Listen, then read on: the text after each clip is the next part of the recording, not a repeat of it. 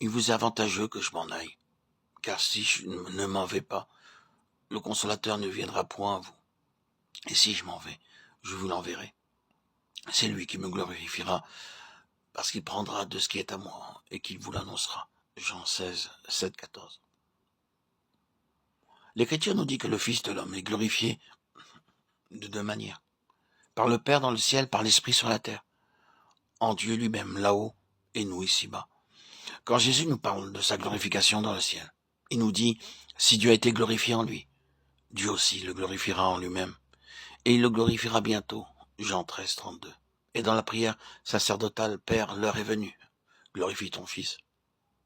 Et maintenant, toi, Père, glorifie-moi auprès de toi-même. Jean 17, 2, 5. Quand il nous parle de sa glorification sur la terre, il nous dit, l'Esprit me glorifiera. Je suis glorifié en eux. Jean 17, 10.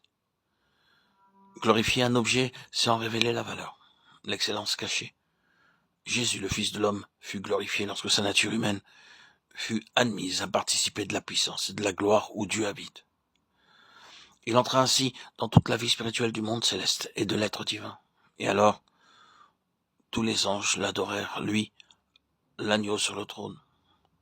L'esprit humain ne peut pas concevoir, saisir dans sa réalité cette gloire spirituelle et divine de Christ. Il faut pour cela en avoir éprouvé soi-même quelque chose, y avoir participé en quelque mesure dans sa vie intérieure et spirituelle. Et c'est là, c'est ce qu'opère en nous le Saint-Esprit, l'Esprit du Christ glorifié.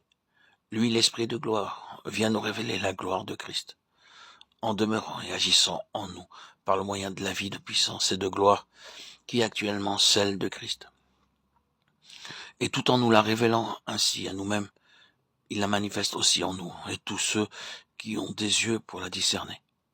Le Fils ne cherche point sa propre gloire, Jean 8, 50.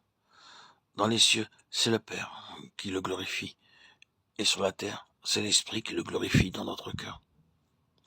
Pour que l'Esprit pût ainsi glorifier Christ, il fallait d'abord que Christ quittât ses disciples. Ceux-ci ne pouvaient pas le posséder à la fois en chair et en esprit. Sa présence corporelle faisait obstacle à sa présence spirituelle. Ils durent donc être séparés de Christ, qu'ils avaient eu avec eux, pour pouvoir recevoir en eux par le Saint-Esprit le Christ glorifié. Christ lui-même a dû abandonner la vie qu'il avait ici-bas pour pouvoir être glorifié, soit dans les cieux, soit en nous. De même, nous aussi, si nous voulons réaliser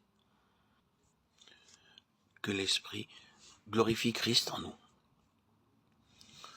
nous devons renoncer au Christ que nous avions connu jusque-là, à la mesure de vie spirituelle que nous avions premièrement reçue.